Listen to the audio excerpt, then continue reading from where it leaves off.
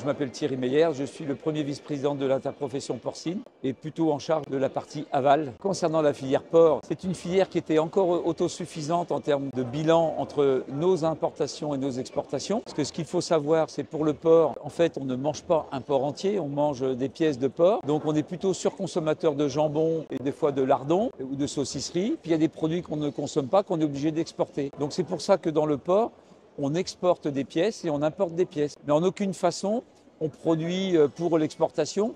C'est un jeu d'équilibre et on a la chance d'avoir un premier client qui est la Chine, qui consomme donc des produits à base de pieds, à base d'oreilles, des produits qui sont peu consommés en France, mais qui apportent de la valeur et qui nous permettent de vendre des côtes, des rôtis, du jambon cuit à des prix abordables au niveau des consommateurs français. Justement, sur la partie des importations, c'est essentiellement et c'est exclusivement des importations en provenance des pays de l'Union européenne, notamment de notre partenaire qui est l'Espagne, qui respecte donc bien les règles européennes.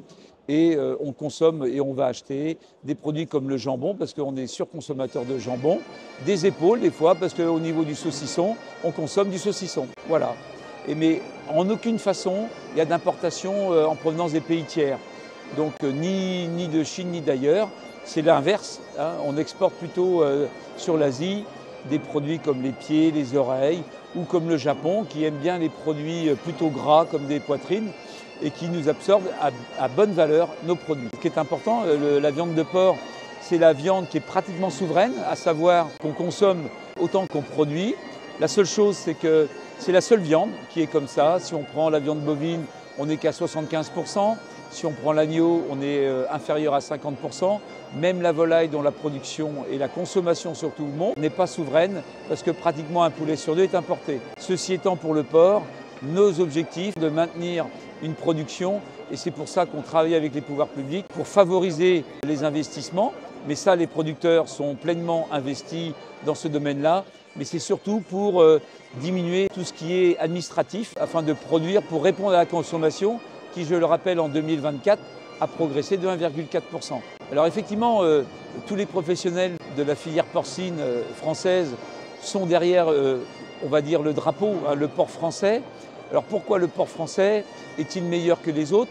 Il y a toute une démarche sociétale, environnementale, y compris au niveau gustatif du produit, avec un cahier des charges très strict qui va au-delà des directives européennes en matière de progression.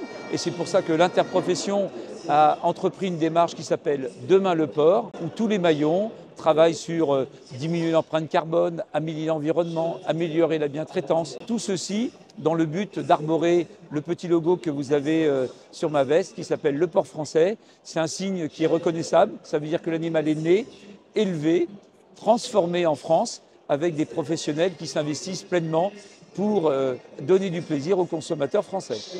La filière, effectivement, après avoir traversé des périodes difficiles en 2021-2022, depuis 2023-2024, les cours du porc sont plutôt à la hausse et les perspectives sont bonnes parce que la consommation est là, c'est même la production qui doit suivre et les producteurs, effectivement, ont plein de projets d'investissement afin de répondre et s'ils ont des projets d'investissement, c'est qu'économiquement, ça va bien. Après, il y a des maillons, il y a des rapports un petit peu plus difficiles en aval, mais globalement, c'est une filière qui se porte bien et la consommation est là, les consommateurs se régalent.